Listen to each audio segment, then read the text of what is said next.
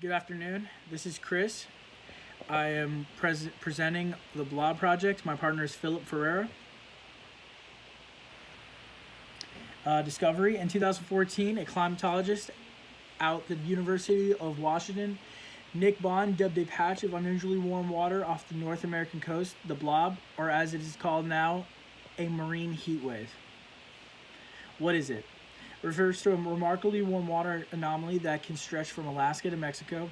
It peaks during the winter of 2014 and summer of 2015, where sea surface temperatures were 1 degree Celsius to 4 degrees Celsius, higher than the average along the west coast of North America, and can penetrate as deep as 180 meters below the ocean surface. Proceeding in several phases, it begins as a single patch in the Gulf of Alaska in 2013, spanning at least 1,600 kilometers horizontally and 90 meters in depth. A second patch of anomalously warm water began to appear farther south in the spring of 2014, ultimately spanning from Oregon to Baja California. Both the magnitude and geographical extent of the marine heat wave varied seasonally and annually. The reduction of heat fluctuation from the ocean has weakened typical winter storm and wind patterns. This increased ocean stratification and altered processes such as wind-driven Ekman transport and pumping, leading to a reduction in vertical mixing of colder deep waters with surface waters, also weakening in the horizontal advective transport of colder waters from the north, south, and the California current system, coincided with the North Pacific transition zone, a highly productive front where cold Arctic water meets warmer subtropical water, moving farther north than usual. Locations. 3 distinct patches, the first off the coast of Canada, Washington, Oregon, California, reaching to Hawaii, the second off Alaska and the Bering Sea, and the third and smallest off southern California and Mexico. Can sometimes vary in depth from 20 meters to 100 meters length and area it is in.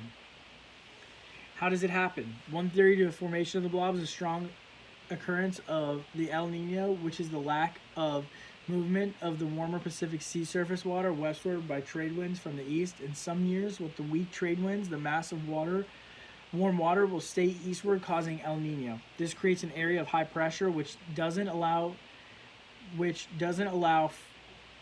for storms to take place, leading to further prevention of warm surface water mixing with the lower, cooler water from storms over the ocean.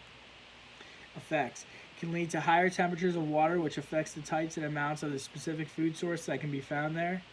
Can reduce the production of chlorophyll A and phytoplankton, which support zooplankton, providing less energy to larger organisms, creating disruptions in the food web, leading to higher mortality of marine mammals from sea lions down in California to fin whales in the Gulf of Alaska.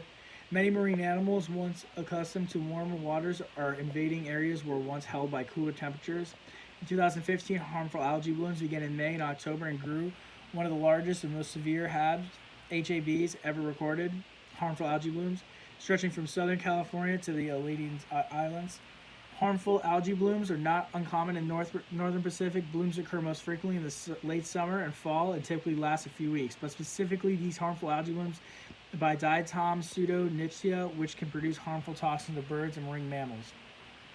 Effects. Many pelagic marine fish responded to marine heat wave by expanding or compressing their geographical ranges, shifting their regional population structures, and or incorporating alternative prey into their diets. Melting of glaciers and permafrost more north contributing to disruption of the movement of circulation, salinity, acidity to the ocean. Disrupts normal weather patterns, warmer temps, drought, which then can lead to several types of disasters. The blob today. The North Pacific marine heat wave of 2019 finally decreased below our heat wave classification and ended in terms of its surface expression of January 17, 2020. It lasted 239 days and covered approximately 8.5 million kilometers at its peak, officially becoming the second largest and longest event recorded in the Northern Pacific Ocean since 1982. After the decline of NEP-19 in January 2020, a fairly large pool of anomalously warm water has remained in the far offshore region. Temperatures in the offshore pool of water surpassed our marine heat wave threshold briefly from February 21st to March 7th, 2020, and again from March 14, 2020, continuing through April 2020. And have a good evening.